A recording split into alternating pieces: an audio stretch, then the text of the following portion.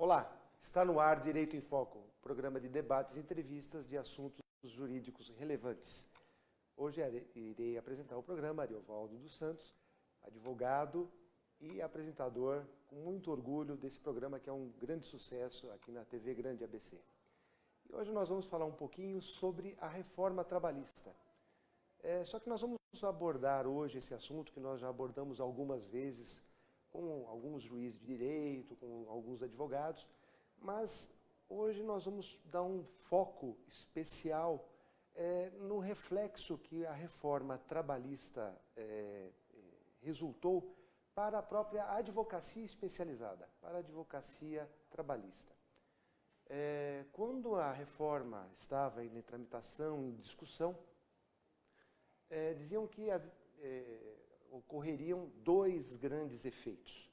O primeiro grande efeito que se dizia como decorrência da aprovação da reforma trabalhista seria o aumento do número de empregos no Brasil. E o segundo efeito da reforma trabalhista seria a diminuição das demandas na Justiça do Trabalho. Pois bem, o aumento ou a diminuição do número de empregos no Brasil nós vimos já no ano seguinte. O resultado praticamente zero. De 11,6% de taxa de desemprego em 2017 para 11,3% em 2018. Praticamente o mesmo número. Então, esse efeito não se apresentou. Mas e o resultado na Justiça do Trabalho? O número de demandas e para os advogados trabalhistas. Para nos ajudar a entender um pouquinho esses resultados, nós temos hoje o prazer de ter conosco a doutora Larissa Zago, advogada, pós-graduada em Direito do Trabalho, Processo do Trabalho, Direito Civil, Processo Civil, Direito de Família, enfim. Passaríamos aqui o programa todo dando o currículo da doutora Larissa Zago. Mas o grande importante, é uma grande amiga da casa, já esteve conosco falando sobre a questão da contribuição sindical, da sua obrigatoriedade ou não. Um programa maravilhoso, logo depois da promulgação da reforma trabalhista, um programa que deu um grande sucesso também, pelos debates das ideias, e hoje vai nos brindar aí com a sua inteligência sobre essa questão. Doutora Larissa, um prazer tê-la novamente no nosso programa. O prazer é meu. Boa noite. Boa noite, doutor. Boa noite a todos que estão nos assistindo. O prazer é meu de estar aqui, né, segunda vez já no programa, e agradeço o convite, agradeço toda a produção, né, e falar um pouquinho de um assunto tão polêmico, né, de como foi desde 11 de novembro de 2017, quando entrou a reforma trabalhista, né, com a lei 13.647, e como está hoje. Né, doutor? Desde então, como passou 2018 e agora em 2019. Né? Então, o que aconteceu com a advocacia trabalhista? Muita gente dizia, agora acabou, vamos procurar na área tributária, vamos procurar na área de família, porque o direito do trabalho acabou. O que aconteceu? Eu não entendo como acabou, né? E sim, o advogado trabalhista hoje precisa ter uma maior cautela, até mesmo na instrução dos seus clientes. Não adianta entrar com uma demanda trabalhista com pedidos que muitas vezes sabe que serão improcedentes e incorrer numa sucumbência, nos honorários sucumbenciais. Né? No começo foi pontuado em relação à diminuição das demandas trabalhistas. Hoje a diminuição na demanda trabalhista foi em 50%, né? O que antes girava em torno, no ano de 2017, de janeiro de 2017 a novembro de 2017, quando entrou a reforma trabalhista, teve mais ou menos de demanda trabalhista em torno de 2 milhões. De janeiro de 2018 a novembro de 2018, que seria o mesmo período, 1.200.000 reclamações trabalhistas, né, no Brasil todo. O que é uma redução de quase 50%, né, em relação ao o que existia e o que existe hoje. Isso em valores, então, em número de processos, independentemente dos seus valores. Exatamente, em número de processos. Em relação aos seus valores, houve também uma diminuição, primeiramente porque os advogados precisam liquidar os valores agora com a petição inicial. Então, precisa ter um fundamento do que vai pedir e o que vai pedir, né? Até mesmo para que, caso ocorra a sucumbência, a condenação nos honorários sucumbenciais, que utilize aquela base como, que é uma das possibilidades, né? Que utilize aquela base como condenação, que pode ser de 5% a 15% de honorários. Então, só para a gente explicar, né, muitos dos que nos assistem não são advogados. Quando a doutora Larissa fala em liquidar a petição inicial, seria indicar qual é o valor de cada um dos pedidos. Horas extras, esse pedido vai dar R$5.000. R$5.000, exatamente. Tal coisa vai dar tal valor, e isso é liquidar. Então, discriminado todos os valores, exatamente. O que antes só acontecia no rito sumaríssimo, então eram as causas até 40 salários mínimos, eram todos discriminados os valores, e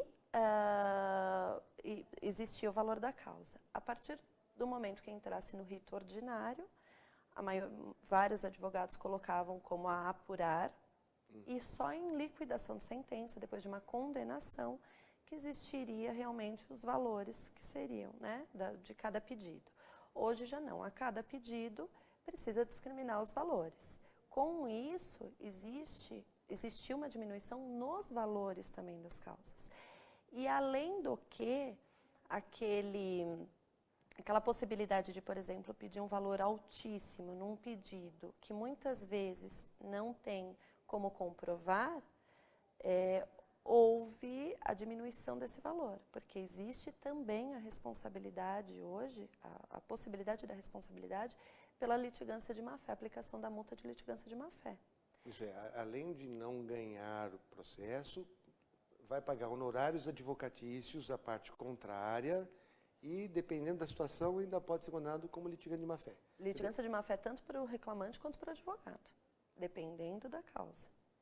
Então, isso também reflete na advocacia, o que precisa ser analisado com cautela, né? O que muitas vezes antes não existia uma certa cautela para a advocacia exclusivamente trabalhista, hoje precisa ter uma maior cautela. Inclusive em relação ao pedido de adicional de insalubridade. Em algumas causas já se sabe que é improcedente, o TST já julga, inclusive com súmulas, através de súmulas, que determinada categoria não terá direito adicional de insalubridade ou de periculosidade. Mesmo assim, antes da reforma era pedido, né? E com isso, o perito quem arcava era a própria Justiça do Trabalho, porque muitas vezes, a maioria das vezes, o reclamante era beneficiário da justiça gratuita.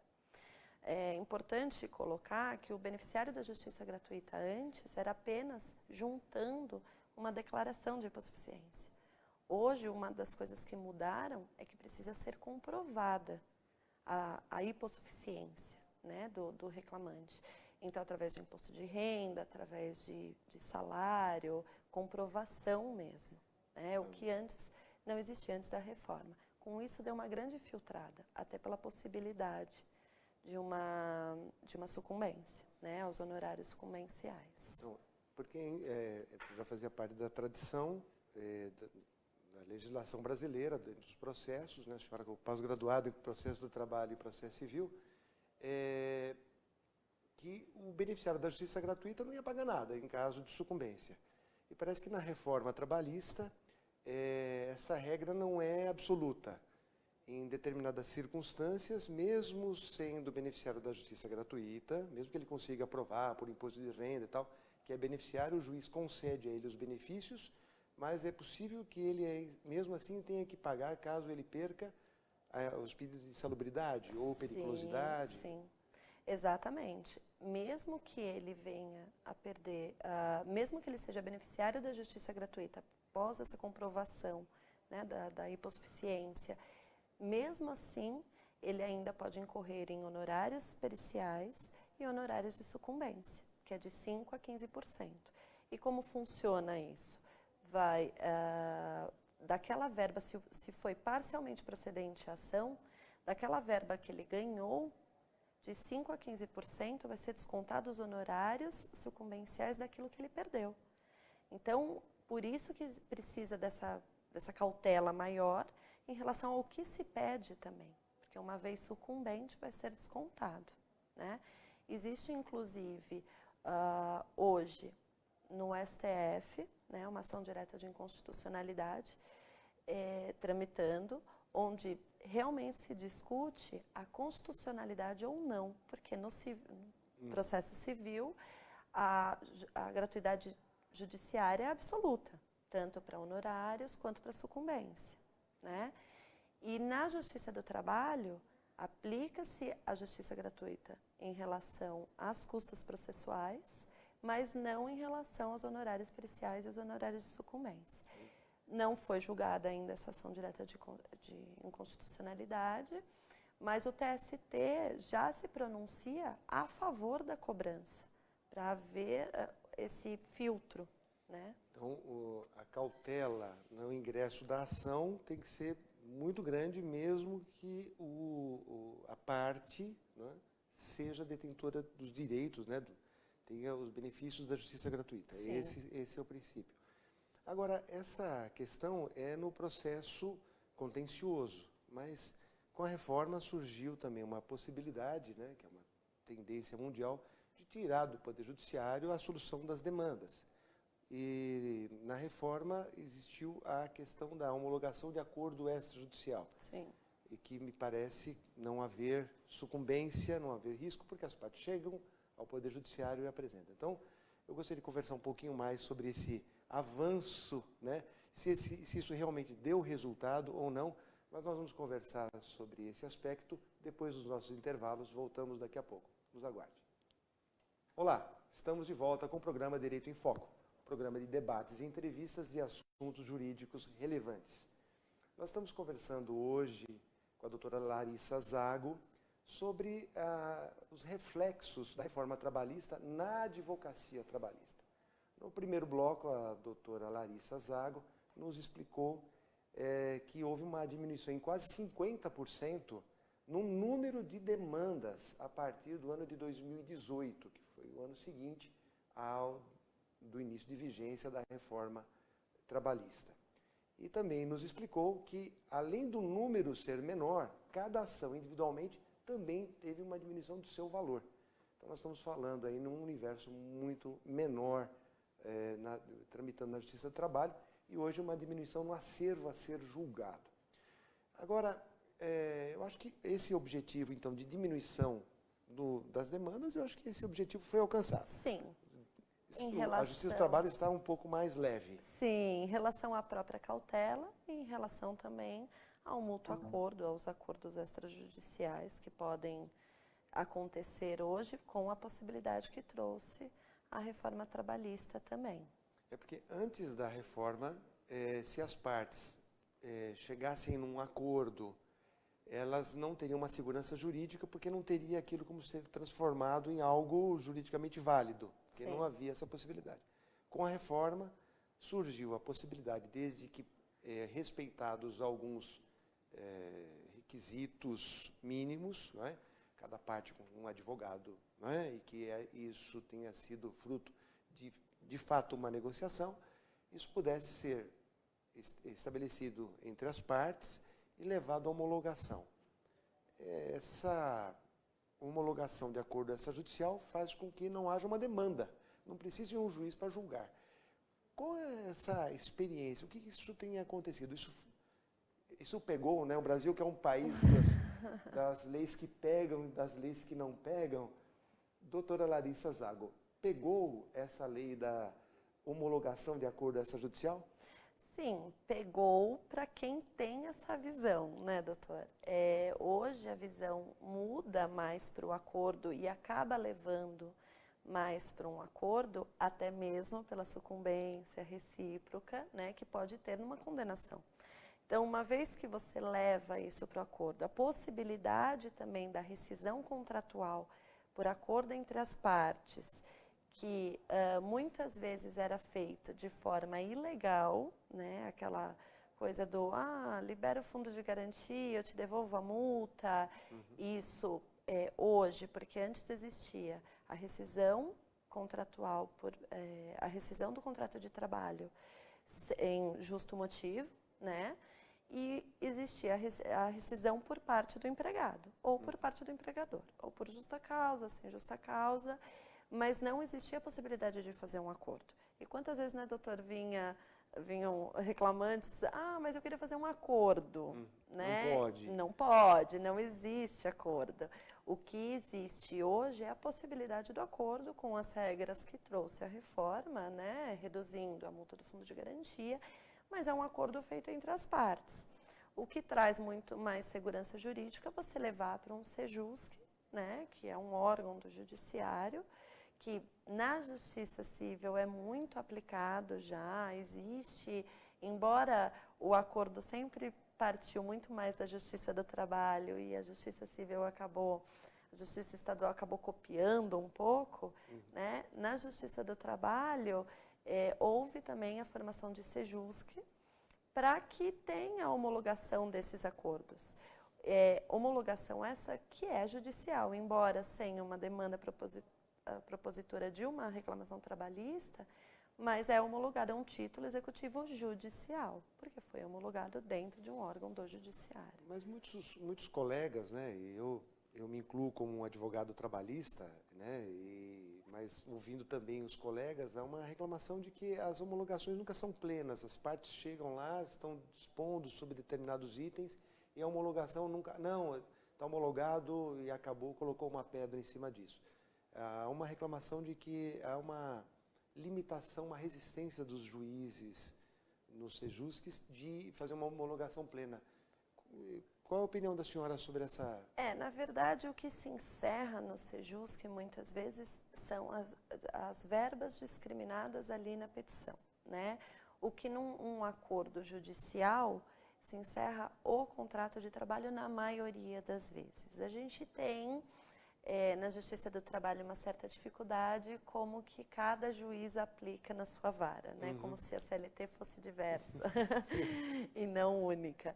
Mas a gente sabe que existe uma certa dificuldade em relação a isso, até mesmo pela hipossuficiência do trabalhador, né? Que embora veio a reforma trabalhista, não igualou, né, um ao outro, existe essa hipossuficiência, existe essa fragilidade maior do trabalhador.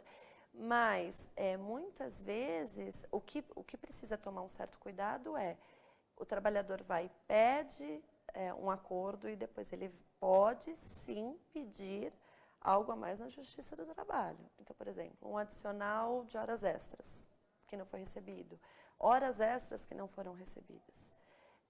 Ele pode pleitear na Justiça do Trabalho, porque esse acordo feito no SEJUSC não impede que seja proposta uma nova reclamação trabalhista. Nessa situação é onde residem as maiores críticas, né? Tanto de alguns advogados, como principalmente das reclamadas, né? Das empresas, que dizem o seguinte: ora, se eu estou fazendo um acordo com um ex-funcionário e eu quero encerrar tudo o que aconteceu com ele no passado, eu não consigo, porque ele pode, algo que não está relacionado ali, ele pode falar, puxa vida, mas eu tinha uma insalubridade que eu não coloquei naquela lista. E isso gera para muitos uma insegurança e faz com que tenha uma resistência. Fala, bom, já que eu não vou conseguir quitar tudo, então eu vou esperar a demanda, eu me defendo na demanda, sim, ou faço um acordo, porque os acordos, quando é no contencioso, normalmente tem aquela expressão que extingue a relação jurídica vida entre as partes, o contrato de trabalho, e aí há uma segurança de que não haverá uma outra demanda. Sim. Então, tivemos uma mini-reforma aprovada esta semana, né? Pequenos outros itens. Sim. E eu acho que nós temos alguns itens ainda de aperfeiçoamento na reforma trabalhista para poder melhorar esse aspecto, não, doutora? Sim, exatamente, porque uma vez homologado esse acordo, existe sim, protegido pela Constituição Federal, que ninguém pode ser afastado do Poder Judiciário, né? E o que se bate muito na reclamação trabalhista é em relação a isso, ao acesso, né, à justiça.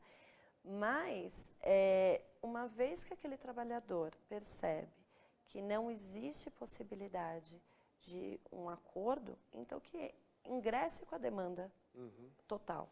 E não, até mesmo pela segurança jurídica, porque o acordo é feito das verbas.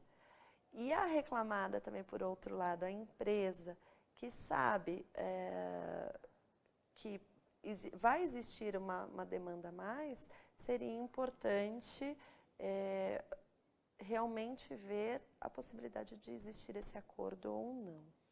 Perfeito. Agora, doutora, infelizmente nosso programa está chegando ao fim, muito curto, né, uma pena. Passa rapidinho passa mesmo. rapidíssimo, né, ainda mais uma entrevista que flui tão bem quanto a que a senhora nos concede. Apenas para a gente fechar a pergunta que nós fizemos no início. Para os advogados que militam na Justiça do Trabalho, houve uma diminuição das demandas, dos seus ganhos, houve um prejuízo, a advocacia trabalhista saiu prejudicada do seu aspecto financeiro, do seu aspecto de espaço dentro da advocacia ou não? Em rápidas considerações. Existiu sim a diminuição de proposituras de reclamações trabalhistas. Mas, por outro lado, o advogado, ele sim precisa ser mais cauteloso, mas abrir um leque, né, diante de acordos extrajudiciais, homologações de acordo e até mesmo o consultivo, né, que não é uma regra ainda no direito brasileiro, né, mas existir sim aquela coisa de, não, eu vou consultar um advogado antes de agir. No preventivo. Né? No preventivo, exatamente. Vou consultar e depois, para me prevenir, até mesmo as empresas, e depois eu aplico o que eu precisar aplicar e vejo o que vale a pena. Né? Então, novas possibilidades para os advogados trabalhistas trabalhar não só na prevenção, mas no oferecimento de alternativas ao empresário. Né? O trabalho intermitente e novas formas de contratação, o contrato de altos executivos, aqueles que ganham o dobro do limite, hoje em dia em torno de R$12.000 mais ou menos, e que têm um curso universitário, podem negociar, inclusive desprezar as normas de convenção coletiva. Isso tudo somente é possível quando um advogado orienta o empresário.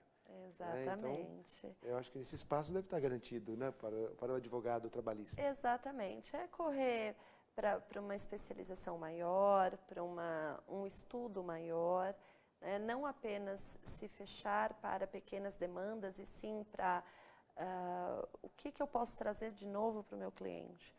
Seja reclamada ou o empresário, seja o trabalhador, um futuro reclamante, mas trazer novas possibilidades.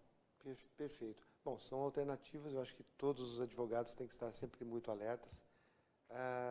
Doutora Larissa, eu só tenho a agradecer, né, a sua presença, mais uma vez brilhante aqui, nos esclarecendo sobre essa questão importante, a decorrência, né, dos fatos e do tempo diante da reforma trabalhista, que causou tantos debates, né, tantas celeumas, né, nas redes sociais, vai acabar com o emprego, vai melhorar o emprego, vai acabar com a advocacia.